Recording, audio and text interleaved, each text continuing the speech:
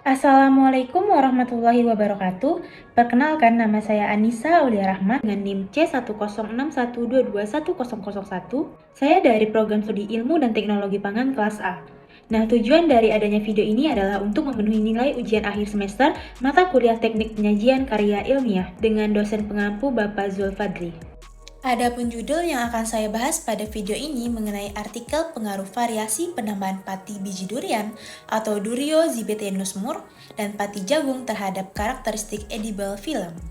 Baik, langsung saja kita masuk ke bagian pendahuluan. Edible film tergolong ke dalam jenis kemasan bahan pangan yang bersifat food grade dan berasal dari bahan organik yang bersifat biodegradable atau terurai secara alami dan ramah lingkungan. Nah, kelebihan dari jenis kemasan ini dapat memperpanjang umur simpan dan mampu mempertahankan nilai gizi serta memperbaiki mutu produk seperti warna, flavor, dan tekstur. Komponen penting dalam pembuatan edible film tersebut digolongkan menjadi 3, yaitu hidrokoloid, lipida, dan komposit. Nah, hidrokoloid sendiri berupa polisakarida dan protein yang pada umumnya digunakan untuk bahan pengental, penstabil, dan pembentukan gel dalam pembentukan lapisan film. Sedangkan lipid yang digunakan pada pembuatan edible film dapat berupa minyak kelapa sawit, biswak, asli gliserol, dan jenis lemak lainnya. Lipida sendiri memiliki fungsi sebagai penyimpanan energi serta sebagai penyangga terhadap transfer massa uap air dan gas serta dapat mempertahankan kelembapan pada bahan makanan. Nah, sifat hidrofobik yang dimiliki senyawa lipid ini diharapkan mampu memperbaiki sifat fisik edible film. Sedangkan komposit merupakan campuran antara keduanya. Oke, kemudian saya akan membahas sedikit tentang pati. Nah, pati merupakan cadangan makanan yang berupa karbohidrat yang banyak ditemui pada batang umbi dan biji tanaman. Pati termasuk ke dalam polimer alami yang terdiri dari 2 jenis senyawa, yaitu amilopektin dan amilosa. Tanaman yang memiliki banyak kandungan pati misalnya singkong, sagu, jagung, beras, dan berbagai jenis tanaman lainnya. Menurut penelitian, jumlah pati yang terdapat pada biji durian cukup tinggi, yaitu sebesar 43,6% dengan kadar amilosanya 26,60%. Sedangkan kandungan pati yang terdapat pada jagung juga cukup tinggi, yaitu 70% amilopektin, 30% amilosa, dan selebihnya protein dan lipid. Untuk itu, penelitian ini dilakukan dengan tujuan untuk mengetahui pengaruh serta potensi penambahan pati jagung dan pati biji durian yang dikombinasikan terhadap karakteristik edible film yang dihasilkan. Nah, kemudian masuk pada metode penelitian. Penelitian dan pengujian karakteristik edible film dilaksanakan di Laboratorium Fakultas Pertanian Universitas PGRI Banyuwangi pada Agustus sampai September pada tahun 2020.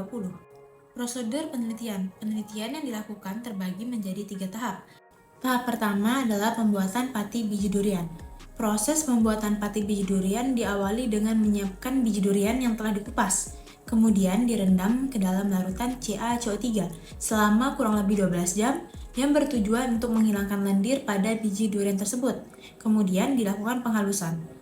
Nah, air penggilingan kemudian dilakukan penyaringan dengan kain saring yang bertujuan untuk memisahkan air endapan dan ampasnya. Air sisa penyaringan tadi diendapkan selama 24 jam untuk menghasilkan tepung yang bertekstur halus. Kemudian dilakukan pengeringan dengan menggunakan kabinet drying pada suhu 55 derajat Celcius selama 6 jam.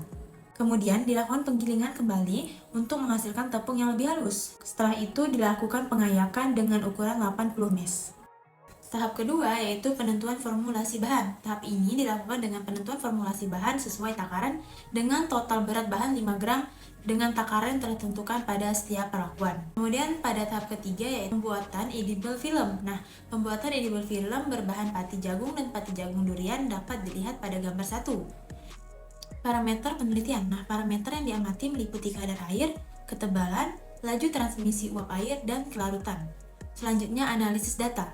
Data yang diperoleh diolah dengan bantuan software mikroskop Excel dan dilanjutkan dengan analisis sidik ragam atau ANOVA. Kemudian masuk pada hasil dan pembahasan, yaitu pertama uji ketebalan. Nah, pengujian ketebalan edible film berbahan pati jagung dan pati biji durian dilakukan menggunakan alat mikrometerskop, di mana nilai ketebalan diperoleh dari hasil rataan yang diambil dari pengukuran di 5 titik yang berbeda. Nah, berdasarkan gambar 2 diketahui bahwa ketebalan film tertinggi terdapat pada perlakuan edible film 1 dengan perbandingan pati biji durian 3,5 gram, pati jagung 1,5 gram dengan rata-rata ketebalan 0,03 mm.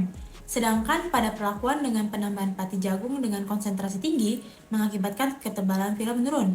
Hal tersebut sejalan dengan pernyataan Ulum 2018 yang mengatakan bahwa pati jagung dengan konsentrasi tinggi dapat menurunkan ketebalan film yang dihasilkan. Pengujian kedua yaitu uji laju transmisi uap air. Uji laju transmisi uap air dilakukan untuk mengetahui jumlah uap air yang hilang, yaitu pada edible film. Nah, penguapan air yang terjadi terhadap produk yang dilakukan dikemas akan menyebabkan penyusutan berat serta dapat menurunkan kualitas produk. Berdasarkan gambar 3 di samping menunjukkan bahwa uji laju transmisi uap air pada edible film yang berbahan pati biji durian dan pati jagung yang diformulasi menghasilkan nilai terendah, yaitu 6,87 gram per meter kuadrat per 24 jam pada perlakuan edible film 4 dengan perbandingan pati biji durian 2 gram, pati jagung 3 gram. Hal ini menunjukkan bahwa film yang komponen penyusunannya dari senyawa hidrokolit memiliki kelemahan kurang mampu dalam menahan laju uap air, dikarenakan sifat hidrofolik yang dimiliki pati tersebut. Nah, menurut Alves 2007, meningkatnya konsentrasi pati dalam larutan film berbanding lurus dengan meningkatnya kadar amilosa, sehingga gugus hidroksil bebas juga mengalami peningkatan dan dapat mempengaruhi laju uap air yang semakin meningkat. Kemudian uji kadar air. Pengujian kadar air dilakukan guna mengetahui berat bahan sebelum dan sesudah dilakukan proses pengeringan. Nah, kadar air pada suatu bahan pangan dapat dipengaruhi daya tahan terhadap tumbuhnya bakteri atau mikroba yang dapat merusak bahan pangan tersebut. Apabila kandungan air dengan presentasi yang tinggi yang terdapat pada bahan pangan, maka bahan pangan tersebut dengan mudah dapat ditumbuhi oleh mikroorganisme pembusuk. Nah, pada gambar 4 menunjukkan bahwa kadar air terendah pada perlakuan EF1 yaitu 14,7% dengan perbandingan pati 3,5 gram atau 1,5 gram. Penelitian dilakukan oleh Hendra pada tahun 2015 juga membuat edible film dari tapioka dan gelatin, menunjukkan nilai terendah yaitu 10,46%. Hal ini dikarenakan gelatin, glycerol, dan pati mempunyai sifat larut air sehingga bahan-bahan saling berinteraksi dalam mengikat air. Pengujian terakhir adalah uji kelarutan. Uji kelarutan merupakan faktor penentu untuk mengetahui seberapa besar lapisan film yang akan larut. Nah, berdasarkan analisa sidik ragam ANOVA dengan taraf 5%, menunjukkan hasil sangat berbeda nyata pada masing-masing perlakuan. Hasil penelitian menunjukkan rata antara 71,5% sampai 98%. Gambar 5 menunjukkan kelarutan pada film tertinggi pada perlakuan edible film 0 atau tanpa penambahan pati dengan nilai 98%. Sedangkan pada perlakuan dengan penambahan pati, kelarutan edible film mengalami penurunan. Berdasarkan hasil penelitian di atas, kelarutan edible film dengan penambahan pati memiliki tingkat kelarutan tertinggi pada perlakuan edible film 2 dengan formulasi bahan 3 gram banding 2 gram. Yaitu 76,5%. Hal ini sesuai dengan pernyataan Syahrum pada tahun 2017 bahwa semakin tinggi konsentrasi pati yang ada di dalam larutan film, maka tingkat kelarutannya semakin rendah.